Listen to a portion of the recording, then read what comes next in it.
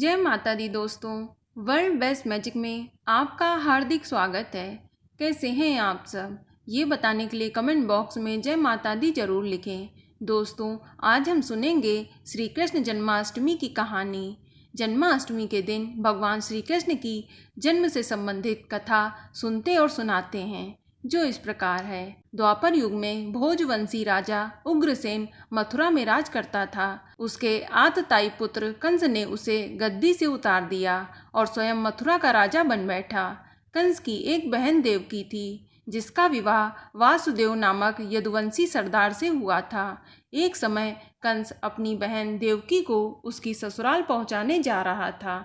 रास्ते में आकाशवाणी हुई कि हे कंस, जिस देवकी को तू बड़े प्रेम से ले जा रहा है, उसी में तेरा काल बसता है। उसी के गर्भ से उत्पन्न 8वां बालक तेरा वध करेगा।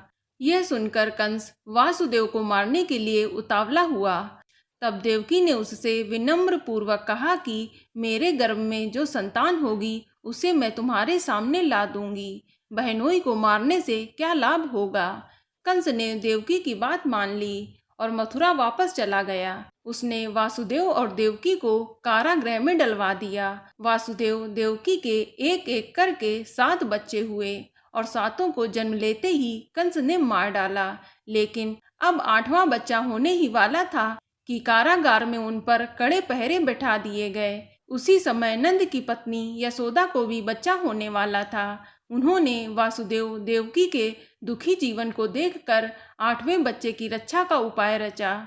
जिस समय वासुदेव देवकी को पुत्र पैदा हुआ, उसी समय संयोग से यशोदा के गर्भ में एक कन्या ने जन्म लिया, जो और कुछ नहीं सिर्फ माया थी। जिस कोठरी में देवकी वासुदेव कैद थे, उसमें अचानक प्रकाश हुआ और उनके सामने शंख चक्र गदा पद्म धारण किए हुए चतुर्भुज भगवान प्रकट हुए।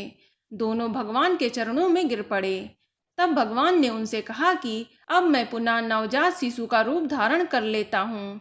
तुम मुझे इसी समय अपने मित्र नंद जी के घर वृंदावन में भेजाओ और उनके यहाँ जो कन्या जन्मी है, उसे लाकर कंस के हवाले कर दो।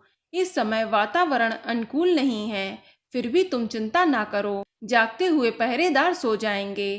कारागृह के फाटक अपने आप खुल जाएंगे और उफनती यमुना तुमको पार जाने का मार्ग देंगी। उसी समय वासुदेव नवजात शिशु रूपी श्री कृष्ण को सूप में रख कर कारागृह से लेकर निकल पड़े और यमुना को पार कर नंद जी के घर पहुँचे। वहां उन्होंने नवजात शिशु को यशोदा के साथ सुला दिया और कन्या को लेकर मथुरा आ गए और कारागृह के फाटक पहले की तरह बंद हो गए। अब कंस को सूचना मिली कि वासुदेव और देवकी के बच्चा पैदा हुआ है। उसने बंदी गृह में जाकर देवकी के हाथ से नवजात कन्या को छीनकर पृथ्वी पर पटक देना चाहा, परंतु वह कन्या आकाश में उड़ गई और वहां से कहा कि अरे मूर्ख, मुझे मारने से क्या होगा।